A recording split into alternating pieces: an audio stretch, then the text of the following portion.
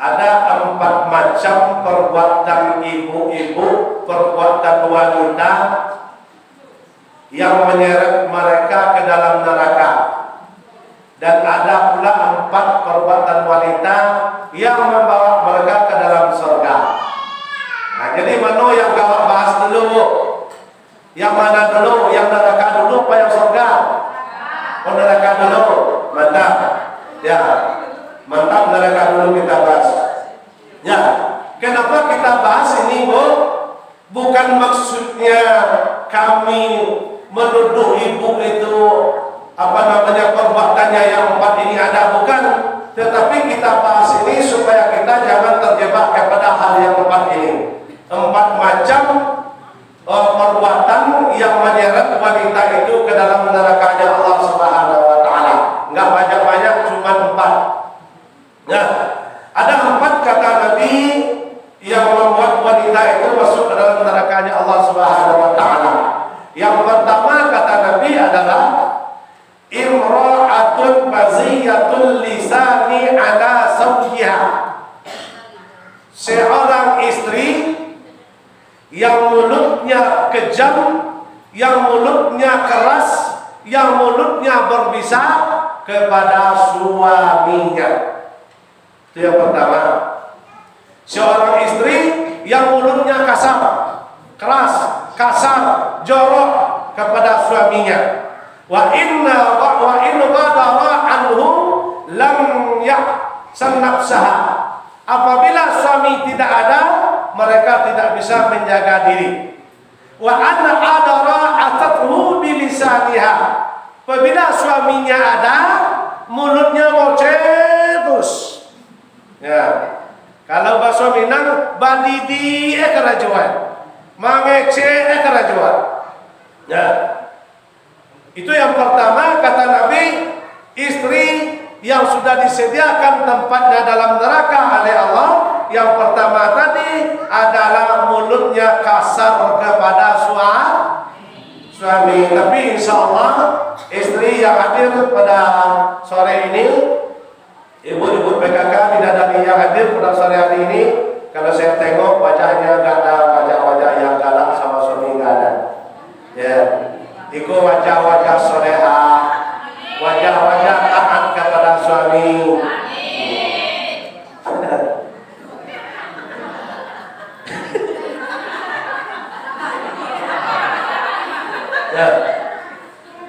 Ya.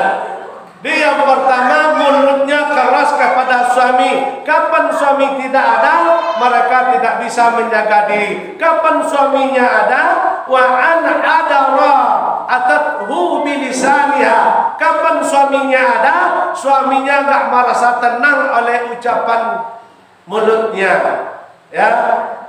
Kalau bahasa Minang setuk mengecek menyambuet tapi api keluar.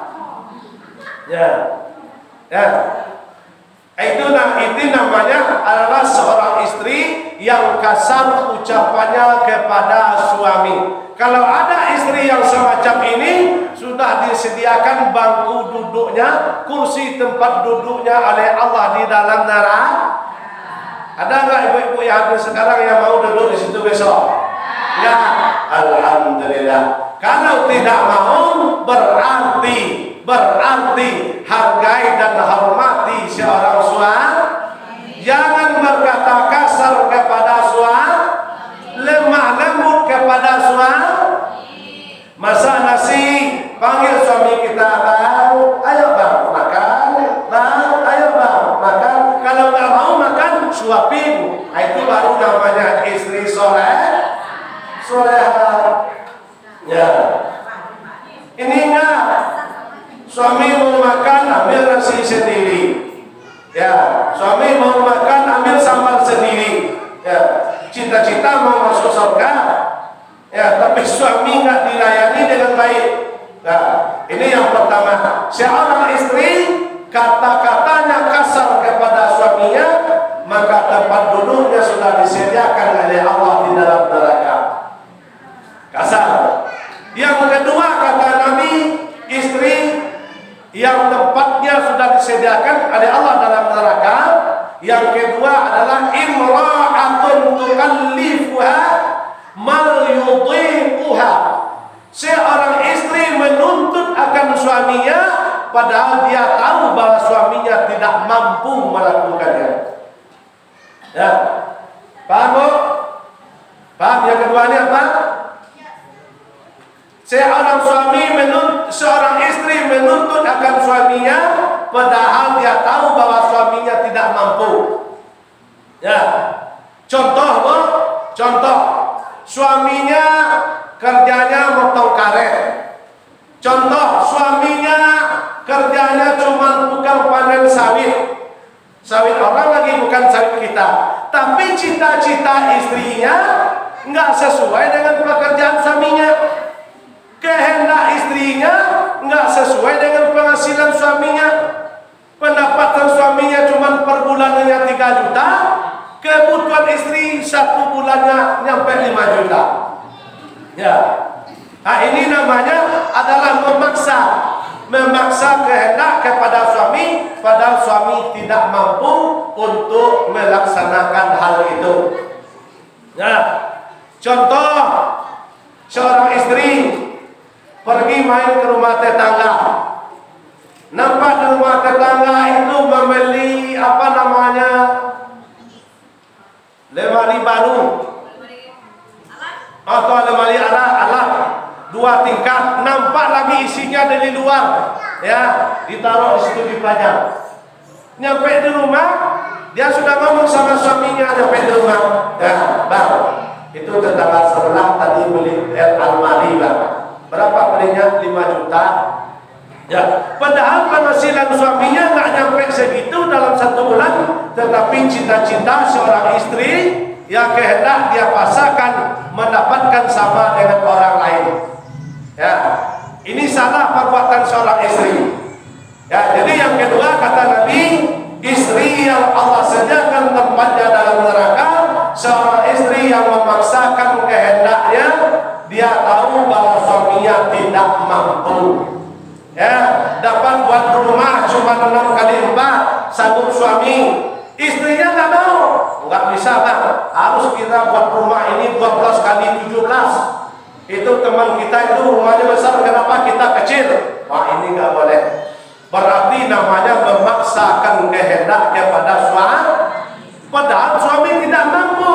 Terkecuali suami itu mampu, nggak apa-apa, uangnya banyak, kerjanya bagus, gajinya besar, punya keinginan tinggi seorang istri kepada suami, sepanjang suami ikhlas itu dibolehkan, nggak apa-apa. Nah, itu yang kedua.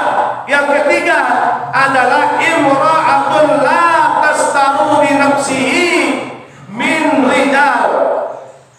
Ya, seorang istri tidak mampu menjaga auratnya dari pandangan laki-laki lain, ya, wa ta'ruju fi buyutihi, ketika mereka keluar dari rumahnya. Ya, di yang keempat ini, Bu, nah, insya Allah tidak terjadi kepada ibu-ibu PKK, yaitu Nagari, Terunang Indah, ya, Terunang Maju, insya Allah tidak terjadi.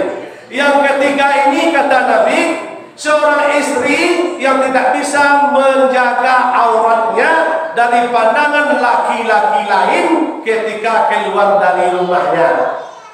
Ini apa contohnya?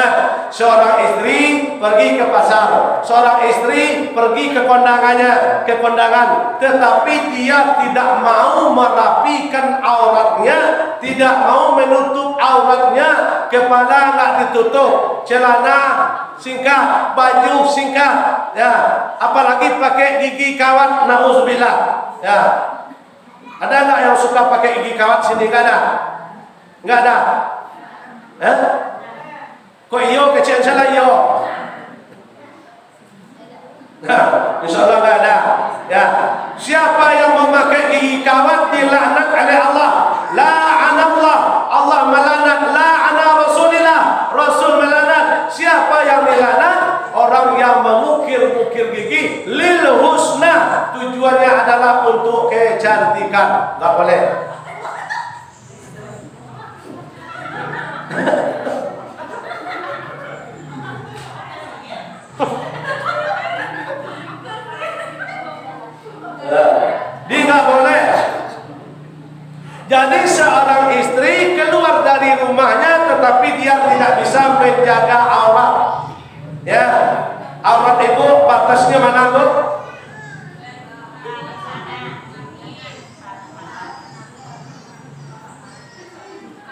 wajah dengan telapak tangan.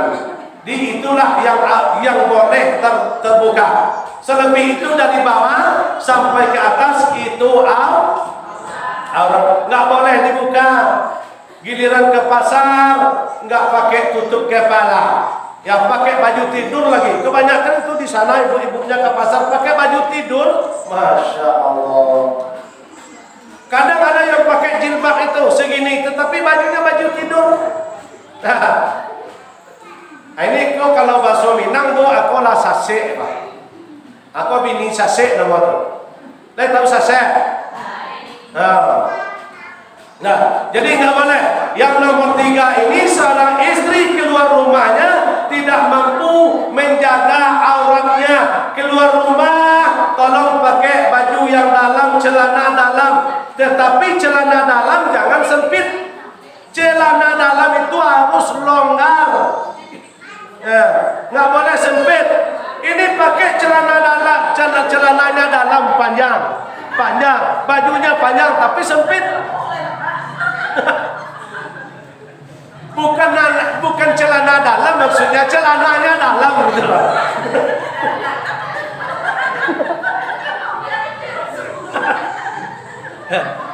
Celana panjang, sarawak panjang kalau ada tentu celana panjang. Dipakai celananya panjang, bajunya panjang, tetapi nggak boleh kelihatan setiap pundungnya ada. Itu nggak boleh. Itu namanya transparansi, nampak saja berpakaian tetapi telah an-nisa'u kasiyati 'ariyati, wanita berpakaian tetapi telah sama aja nggak boleh. Ya. Jadi nggak boleh bu, kita keluar rumah pergi kondangan, ya itu kalau kondangan kebanyakan ibu-ibu itu rajin pakai pakaiannya rapi, pakaiannya busana muslimah. Tapi giliran ke pasar banyak yang nggak mau. Padahal orang yang menengok di pasar itu sama saja, di pasar di tempat kondangan sama. Ya, orang yang menengok laki-laki menengok yaitu kepada kita. Ya, jadi tahu. Jadi bu, seorang istri kapan keluar rumah kata Nabi, tolong ditutup aurat. Ya, pakai jilbab. Tahu jilbab? Ya, kalau jilbab itu bu, yang bukan yang lilik macam itu enggak. Enggak itu. Yang jilbab ininya dia jilbab. Sebenarnya dalam lagi yang jilbab itu sebenarnya bisa dipakai untuk sholat dalam ke bawah. Ya. Nah, ini kalau sekarang kan yang kebanyakan kan jilbabnya kan yang kayak itu. Nah, ada yang pakai 3 lapis lagi, 3 lapis. Ya. Apalagi kalau suaminya pejabat, masya Allah itu pakai jilbabnya itu sampai besar, lehernya sebesar tiang ini. Wow, ya. Itu jalan sudah kayak ini. Ya rohnya masuk panjang roh dalam, lehernya nggak bisa ditekuk lagi, nggak bisa. Ya. Di yang jilbab itu sebenarnya adalah pakaian yang menutup seluruh tubuh, itu sebenarnya yang jilbab. Tapi minimal yang kayak punya emak inilah, itu bagus.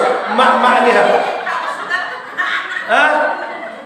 Apa dah? Kan emak dah. Sepangkai juga emak gua kurul ya udah.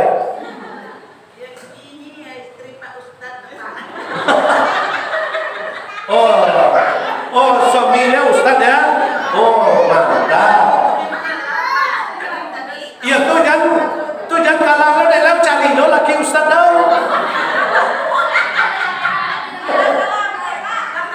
Oh, lama ganti supir.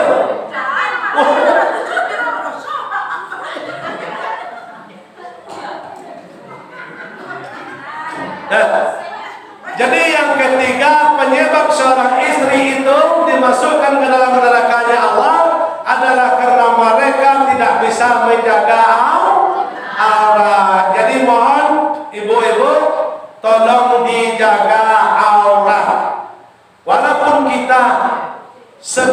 hanya keluar dari rumah, tolong jangan dibuka aurat. Yang terutama sekali adalah ibu-ibu, jangan rambut kita sembarang dibuka, terkecuali dalam rumah atau tidur malam sama suami, nggak apa-apa dibuka, jangan dibuka semua, nggak apa-apa dibuka. Ya, tapi asal hari siang, ya rambutnya terbuka, ada tamu suami kita masuk, nah itu aja dianjurkan untuk kita menutup lah. Kenapa? Karena teman suami itu bukan muhrim kita. Tapi suami yang melihat nggak apa-apa, anak yang melihat nggak apa-apa. Tapi orang lain, satu helai rambut ibu ditengok oleh laki-laki yang bukan muhrim, itu mampir sebentar 30 tahun nanti dalam neraka. Cuma sebentar, 30 tahun cuma.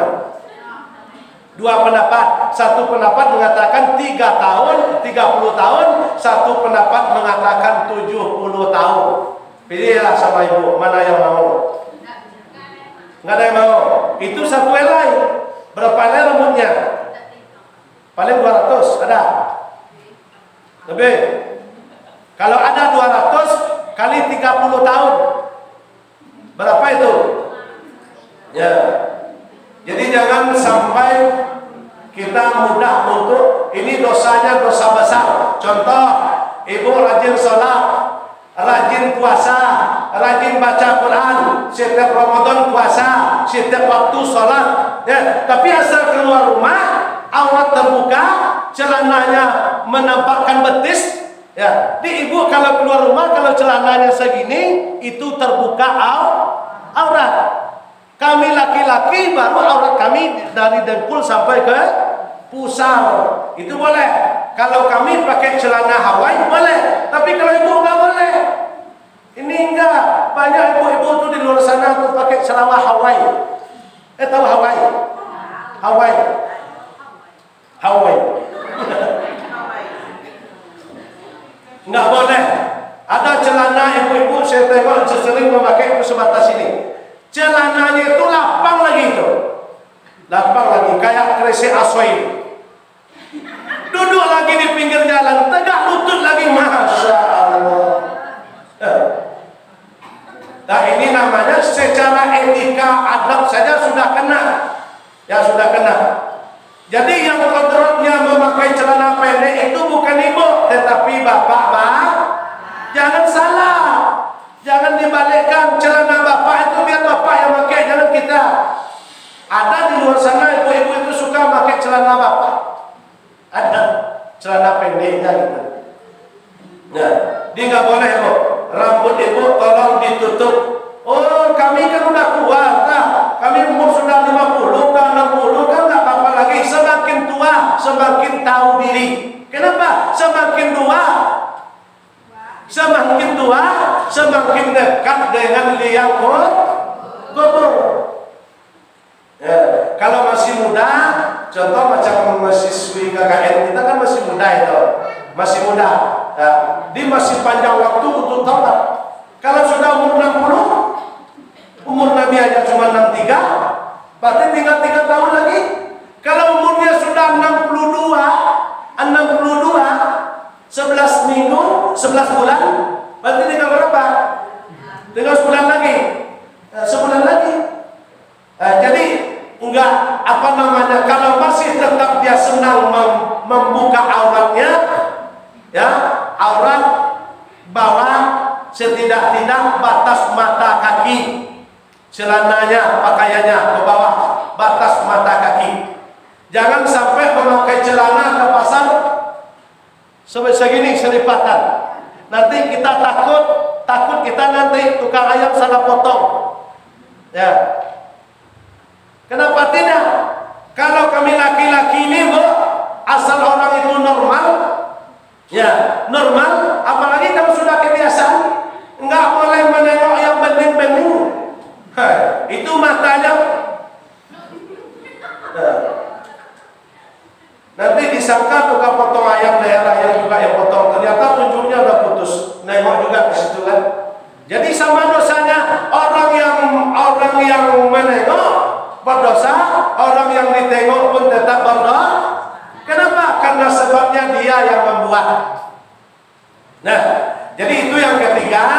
Yang keempat, yang terakhir kata Nabi, seorang istri yang telah disediakan kursinya dalam neraka oleh Allah. Yang ketiga ini adalah imra'atun laisa laha illal akhlak. Seorang istri yang telah rusak akhlaknya. Ya, rusak akhlaknya. Bagaimana cara rusak akhlaknya seorang istri tadi? Nah, kerjanya makan, wa naumi, wa libasuliha. Kerjanya makan, kerjanya minum, kerjanya berpakaian. La wafaqus salat, tidak ada ingatannya kemauannya untuk salat. Jadi yang keempat ini, yang terakhir kata Nabi adalah seorang istri yang rusak akhlaknya. Dirusak akhlaknya macam mana Ustaz? Rusak akhlaknya kerjanya makan aja. Makan, minum, tidur, pakaian. Makan, minum, tidur, pakaian. Pergi ke pasar, dikasih uang sama suaminya.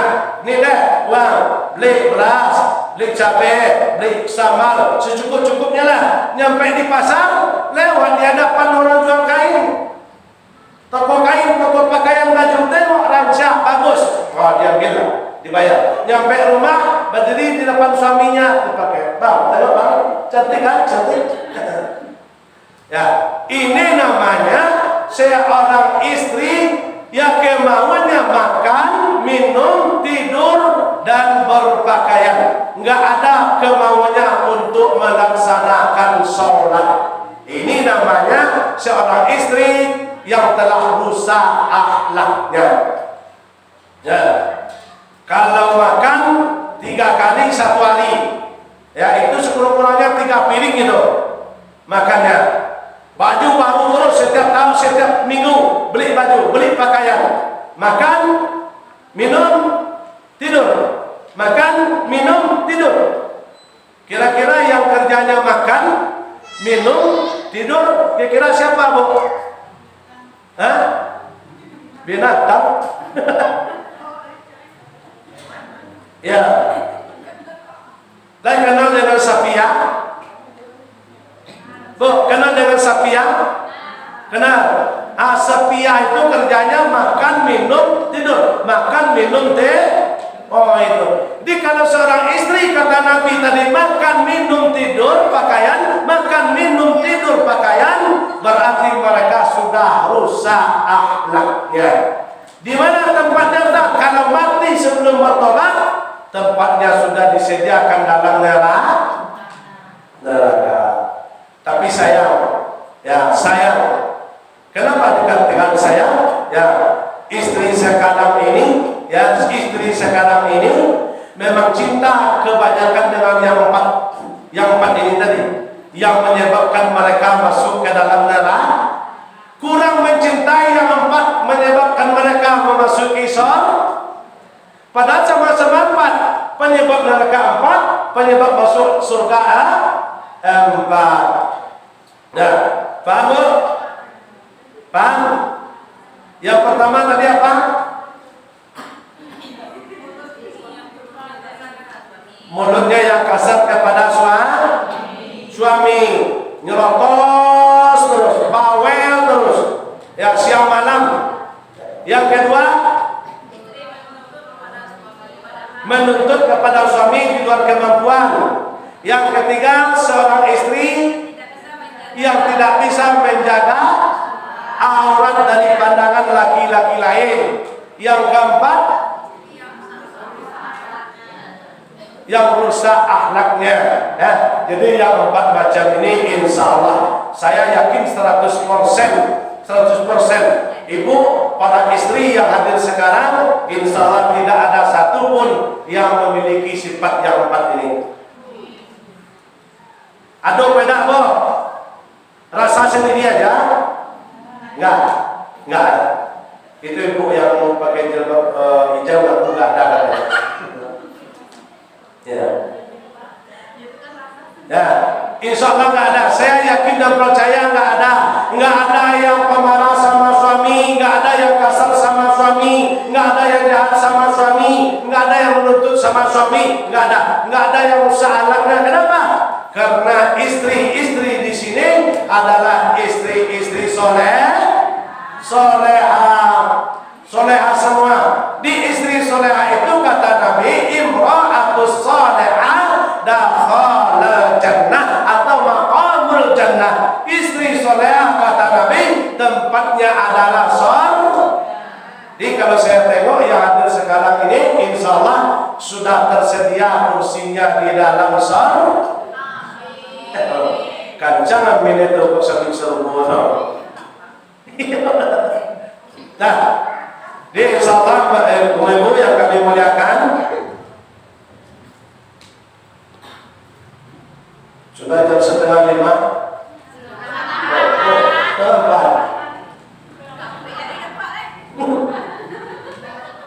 Jam mati di jalan kayak tadi telah mau jauh karena mati jam. Nah, ibu-ibu yang kami muliakan, bapak-bapak yang kami hargai, yang kami hormati, yang dimuliakan oleh Allah Subhanahu wa Ta'ala. Di itu 4 materi kita tadi, semoga hendaknya ibu-ibu bisa memahami supaya kita tidak bisa terjebak kepada 4 hal. Ya, 4 penyebab masuk neraka. Kita tutup dengan 4 penyebab memasuk surga. Yang benar? Yuk benar? Apa ditambah itu benar? Ya. Jadi beko di ujung acara awak buka sesi tanya jawab kalau ada yang ingin bertanya apa-apa. Penyebab masuk neraka sudah kita baca tadi 4. Sekarang penyebab memasuki surga lagi. Ada apa? Yang pertama kata Nabi, hadis riwayat Ahmad, hadis sahih. Kata Nabi yang pertama adalah iza sallatil mar'atu hamsaha, yaitu seorang istri yang kontinu, yang konsisten, yang tahu, yang tak mau meninggalkan sholat 5 waktu, yang tak mau meninggalkan sholat 5 waktu. Seorang istri yang wajib 5 waktu tidak mau dia meninggalkan, walaupun sesibuk apa kerjanya, sesibuk apa aktivitasnya, nggak mau meninggalkan sholat yang 5 waktu, terkecuali kalau datang tamu atau datang bulan, itu boleh nggak melakukan sholat. Tetapi asal sudah kering, wajib kembali untuk sholat. Itu yang pertama, seorang istri yang kontinu melaksanakan sholat yang 5 waktu. Yang kedua, wasamat sahra, yaitu seorang istri yang berpuasa di bulan Ramadan, nggak mau tinggal puasanya, walaupun dia menyusui anaknya baru umur 1 tahun, ya, tetapi dia tetap puasa. Kenapa? Nggak akan mati seorang anak, insya Allah, walaupun ibunya puasa, anaknya umur 1 tahun, dia mau puasa. Itu kenapa? Karena takut besok dia untuk mengqadha. Sebab kalau nggak dikerjakan, kalau nggak dapat syaratnya, takut nanti diqadha atau dijemput yang telah tinggal itu. Terkecuali ada unsurnya. Unsurnya apa? Anaknya baik. Kalau dia puasa akan menyebabkan fatal kepada anaknya atau kepada ibunya. Kedua-duanya mengkhawatirkan kalau puasa itu boleh, hanya cukup dibayar fidyatun ta'amu miskin, bayar fidyah kepada orang miskin. Tetapi ibunya sehat, nggak ada cacat satupun, nggak ada punya penyakit, cuma memikirkan anaknya saja, ya itu kalau nggak puasa itu diqadha setelah anaknya besok tidak menyusui lagi. Diqadha, tinggal 1 bulan, diqadha 1 bulan, tinggal 15 hari, diqadha sebanyak 15 hari. Itu yang kedua adalah seorang istri yang tetap konsisten atau tetap yakin dengan keimanan puasa di bulan Ramadan. Yang ketiga, wa hafizat farjaha, seorang istri yang pandai menjaga kemaluan atau kehormatan dirinya. Dia pintar menjaga kehormatan dirinya. Dia jaga, enggak dia sembarang aja.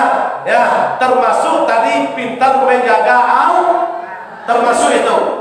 Yang keempat, kata Nabi, kuncinya ibu masuk surga itu, yang keempat adalah wa ta'ati zaujaha, taat kepada Itu yang keempat. Di empat ini sudah ibu lakukan. Salat 5 waktu, puasa di bulan Ramadan, pintar menjaga kehormatan diri. Yang keempat adalah taat kepada suami. Apa kata Nabi? Qila laha udkhilil jannah. Masuklah kalian ke dalam surga dari mana saja pintu yang kalian ingini. Ya, paham? Paham? Berapa syaratnya masuk surga?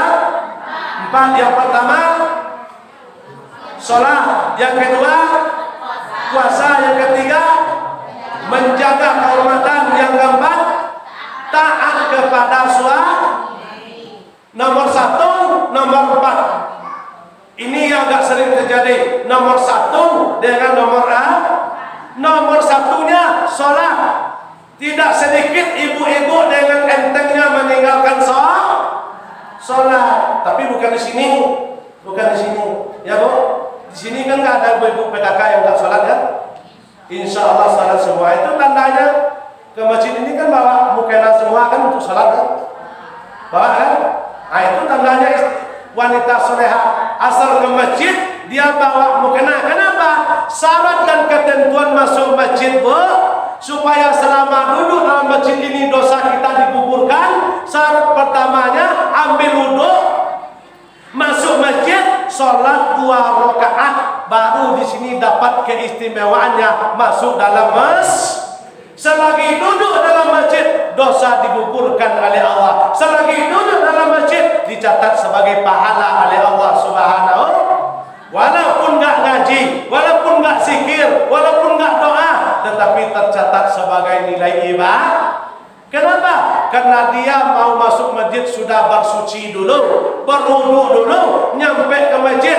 Itu namanya menghormati tempat duduk. Tempat yang paling mulia di permukaan bumi ini, Bu, bukan gedung bertingkat, bukan hotel berbintang 5, bukan hotel berbintang 7, tetapi apa? Adalah masjid yang paling istimewa tempat di permukaan bumi. Ya. Di lain kali kalau kita ke masjid, usahakan pakai wudhu, nyampe ke masjid jangan duduk dulu, sholat dulu 2 rakaat, baru duduk. Boleh. Tapi sebelum sholat semestinya jangan duduk dulu. Kenapa? Kita tidak menghargai tempat. Sebab berbeda, Bu. Naik ke rumah kita dengan naik ke masjid beda. Mana bedanya itu? Naik ke rumah kita nggak pakai wudhu nggak masalah. Naik ke rumah kita nggak sholat nggak masalah. Nggak masalah, nggak sholat sunat. Tetapi tuntunannya naik ke masjid itu tuntunannya adalah pakai tahiyatul masjid. Paham? Paham? Dia kalau istri untuk syarat masuk surga tadi ada 4. Dia yang nomor 1 dengan yang nomor 4 ini agak sering terjadi. Sholat diabaikan, tidak mau melaksanakan sholat. Ibu-ibu kalau seandainya tidak mau sholat, mengabaikan sholat, meremehkan sholat, ini kalau ada, Bu, bukan menuduh, kalau ada.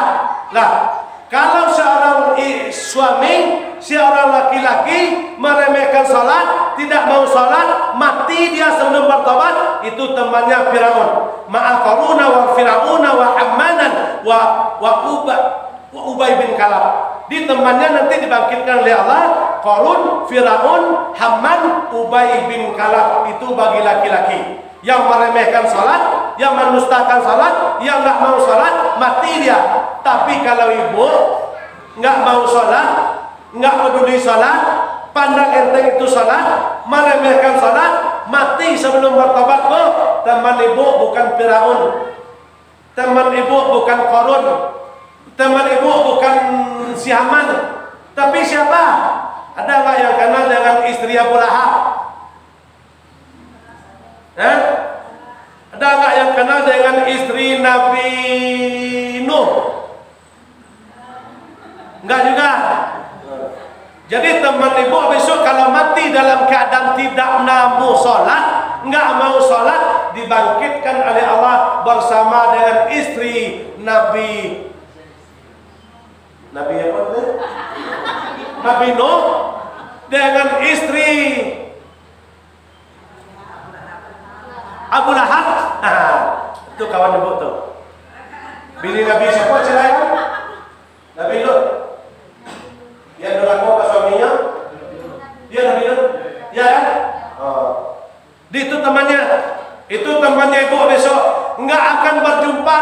suami kita, walaupun suami kita gantengnya kayak primus, pria musang. Tapi kalau besok kalau ibu nggak sholat, Ustaz, suami kami soleh, Ustaz. Suami kami rajin sholat, rajin baca Quran, hafiz Quran, hadis banyak hafal, ke masjid rajin. Kami numpang aja sama dia, Masya Allah. Walaupun suami ibu soleh, tapi kalau ibu nggak sholat dobok, besok di akhirat itu di hadapan Allah sendiri-sendiri.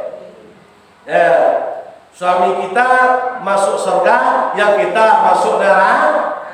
Yang penghuni neraka nggak boleh bertamu ke surga, tapi penghuni surga boleh bertamu ke neraka. Kenapa? Orang penghuni neraka itu orangnya kok. Surga nggak boleh diinjak oleh orang kok. Kenapa orang penghuni surga bisa main ke neraka? Karena orang dalam surga itu suci. Jadi kalau orang penghuni surga besok main ke neraka nggak terasa panas. Nah, jadi ibu, yang nomor satu tadi syarat masuk surga adalah sholat 5 waktu. Jangan ditinggalkan, man taraka salatan muta'amidan. Barang siapa yang sengaja meninggalkan sholat 5 waktu itu, dia sengaja tanpa usul, muta'amidan, dia sengaja, utiba fin nari yaumil qiyamah uqubu zamanuna sanatan. Kalau mereka mati, besok dimasukkan ke dalam neraka satu wukuf. Satu wukuf itu artinya bahasa kita sama dengan 80 tahun. 80 tahun satu wukuf. Ya, jadi kalau kepingin bersebut disuak juga bang awak dengan suami kita yang gagah sekarang ini, ya sama-sama beribadah suami sholat awak suami puasa awak puasa. Nanti besok dipersatukan suami istri di dalam surga oleh Allah Subhanahu wa Ta'ala. Tapi insya Allah mudah-mudahan kalau saya tengok ibu-ibu ya, yang nomor 4 yang sering terjadi wa ta'ati zawjaha. Banyak sekali akhir zaman ini seorang istri yang tidak punya adab kepada suami, yang tidak punya etika kepada suami. Tapi bukan istri di tempat ini, bukan di sini, bukan di sini insyaallah. Ada yang tidak punya adab kepada suaminya, ada. Salah satu contohnya yang saya sebut tadi, Bu. Yang saya sebut tadi. Kalau ada seorang istri yang hadir di sini sekarang ini, dia tidak sakit, tidak mengurus anak kecil, anak bayi, tetapi dia suruh suaminya mengambil nasi sendiri ke dalam periuk, ke dalam masjid, ini namanya istri terlalu. Ya. Ada seorang istri yang menyuruh suaminya bikin kopi sendiri, bikin teh sendiri, ini namanya istri terlalu. Terkecuali anak kecil, terkecuali dia sakit, itu boleh. Ya. Taati zawjaha, taat kepada suami. Bu, semua mau bertanya, saya tahu jawab jujur. Ya jujur. Lain semua jujur. Kan lain tentu masuk minang cie. Lain tentu buat. Lain buat sama buat tentu. Mana orang minang dia tentu masuk minang lah. Kejadian. Nah, ibu yang hadir kini kan sampai sarang masuk senggo tadi sembahyang, puasa, jago kehormatan dan sampai taat kepada suami. Kan lain merasa taat awak ke suami awak sado. Insya Allah. Tapi ada yang tak menjawab tempat ni. Oh betul. Kadang lain kadang tak ya. Oh betul. Nah, yang dimaksud taat kepada suami itu tidak dilarang berhenti, disuruh itu disuruh sholat, disuruh puasa, dilarang berbunjing, berhenti, dilarang menghibah, berhenti. Itu namanya taat kepada suami. Itu kuncinya. Ya. Dan yang berikutnya itu tadi, layani suami dengan baik. Ya, melayani suami tadi itu, makanya setelah ijab kabul dulu tanggung jawabnya dua. Yang laki tanggung jawabnya dua, nafkah lahir dan nafkah dunia akhir. Ibu pun itu juga, kewajiban ibu punya dua, yaitu apa namanya, lahir dan kalau secara lahirnya, makannya, minumnya, rokoknya bagi yang merokok, tapi mencuci pakaiannya, itu semuanya menjadi tanggung jawab penuh bagi kaum Yang kedua, tanggung jawab batin sama. Mohon maaf Bu, ini kaji fikih sedikit, Terjadinya sebagian tempat suami itu selingkuh, ada sebagian besar penyebabnya dari seorang karena istrinya senang menengok suami lain dan suami orang daripada suami mereka sendiri. Maka suaminya mencari akal pula, dicari pula wanita lain. Jadi saya sudah banyak, hampir setiap malam mendapat curhatan. Ada yang dari pasangan, dari Priaman, curhatan, dia bertanya masalah rumah tangga gini. Ya, tetapi banyak juga di dalam penelusuran terjadinya selingkuhan seorang suami, ada bagian tertentunya terjadinya penyebabnya adalah oleh seorang Kenapa tidak Bu? Ditengok istri teman, ditengok orang lain, Masya Allah, cantik, bersih, berseri, banyak senyum. Giliran nyampe rumah ditengok istri kita, Masya Allah. Ya, lalu lewat di tempat istri orang lain, di tempat wanita lain, Masya Allah, baunya bau malaikat. Giliran nyampe ke rumah sama istri kita, Masya Allah, bau terasi. Masak.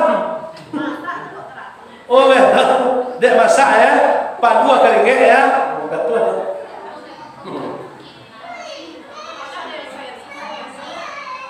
Nah, suruhannya udah waktu beli Casablanca. Ya apa nama tuh? Minyak sit tuh ha.